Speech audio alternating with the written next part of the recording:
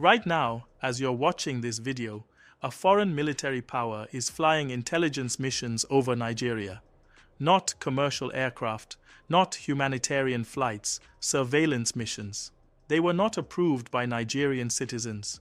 They were negotiated at the level of state power between Abuja and Washington. And what's happening 40,000 feet above northern Nigeria is not just about bandits, terrorism, or security operations.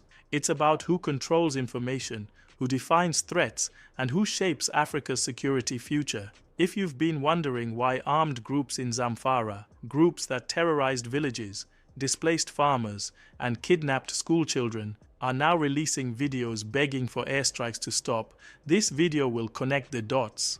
This is not conspiracy. This is geopolitics, and Nigeria is at the center of it. Let's start with verified facts. According to a Reuters investigation, flight tracking data shows a US-linked surveillance aircraft operating almost daily over northern Nigeria. The aircraft departs from Accra, Ghana, enters Nigerian airspace, conducts long loitering patterns over the north, and returns to base. This is not speculation. The flight paths are publicly trackable. The aircraft is a modified Gulfstream V, operated by a US defense contractor under contracts related to intelligence, surveillance, and reconnaissance (ISR). Now forget the luxury jet imagery. These aircraft are platforms designed to collect signals, imagery, and movement data over wide areas. They don't drop bombs. They don't make arrests. Their power lies in information: who moves, where, when, and how often. And here's where the timeline matters. In November, Nigeria's National Security Advisor met with senior US defense officials in Washington. Days later, the surveillance flights began. Neither government has publicly confirmed the exact mission details. Officials have used careful language: productive meetings, security cooperation, diplomatic sensitivity. That usually means one thing: the activity is real, but politically delicate. Nothing in global politics happens in isolation. Weeks before these flights began, US President Donald Trump publicly warned Nigeria over violence in the north, framing it in religious terms. Nigerian officials rightly pushed back, pointing out that armed violence in the region affects Muslims and Christians alike and is driven by land disputes, criminal economies, climate pressure, and governance failures, not a simple religious war. That distinction matters. But here's the uncomfortable truth. When Washington makes public statements about security concerns, they are often followed by quiet operational steps. In US security practice, public warnings are rarely the action itself. They are the political signal that authorizes intelligence agencies to expand surveillance, map contingencies, and prepare options, which helps explain why these flights began shortly after that statement.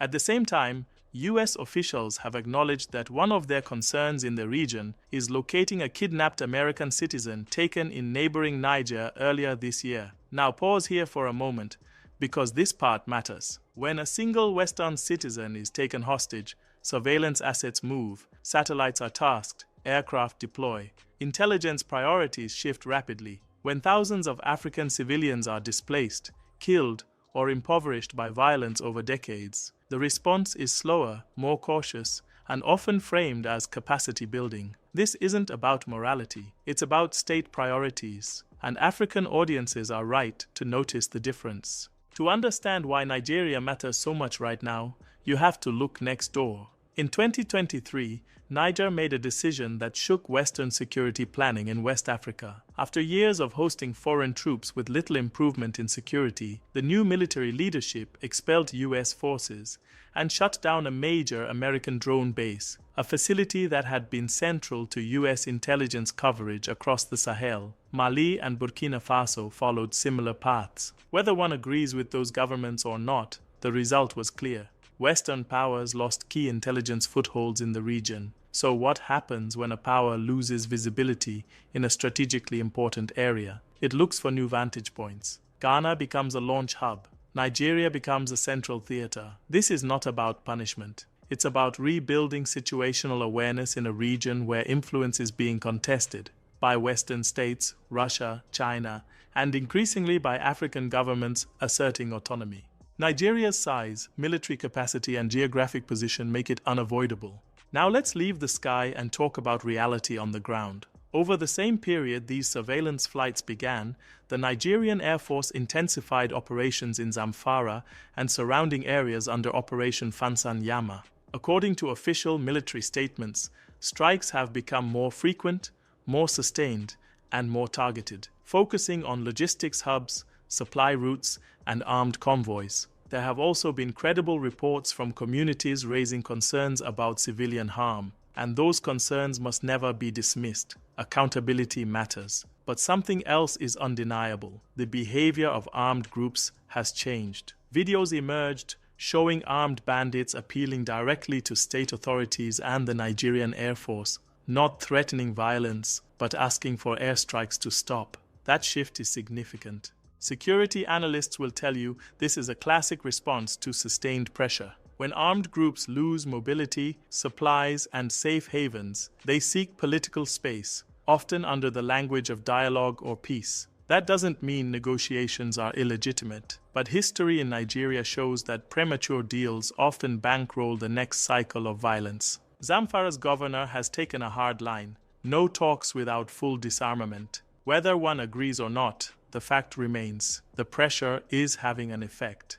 Now let's be precise. There is no public confirmation that US surveillance data is directly guiding Nigerian airstrikes. That level of detail remains classified. But globally, the pattern is well understood. Better intelligence reduces uncertainty. Reduced uncertainty changes operational outcomes. This doesn't mean Nigeria has lost control of its military decisions, but it does raise an important sovereignty question. When intelligence originates externally, who sets priorities? Who decides what gets watched and what doesn't? And as this video was being finalized, events on the ground moved even further.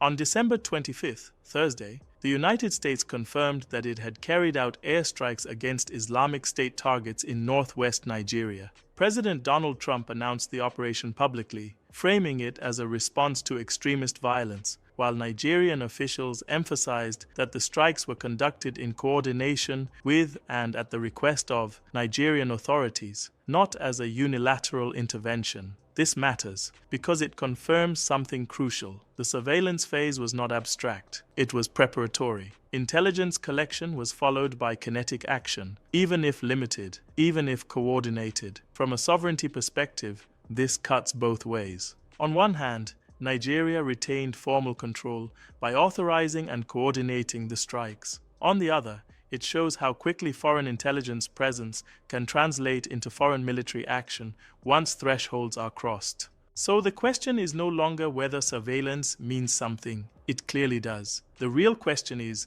who defines the moment when observation turns into action, and under what long-term framework that power is exercised? This moment forces difficult but necessary questions. If foreign intelligence support helps Nigeria suppress armed groups, is that a temporary bridge or a long-term dependency? Does this buy time to build domestic surveillance and analytical capacity, or does it delay that investment? And what happens if military pressure succeeds tactically but fails strategically, if the underlying drivers remain? Because no aircraft can see decades of underdevelopment, youth unemployment, land conflicts worsened by climate change, corruption that hollowed out institutions, or regions left outside meaningful governance. You cannot surveil your way out of those problems. Military pressure may buy time. Time is valuable, but time wasted is dependency reinforced.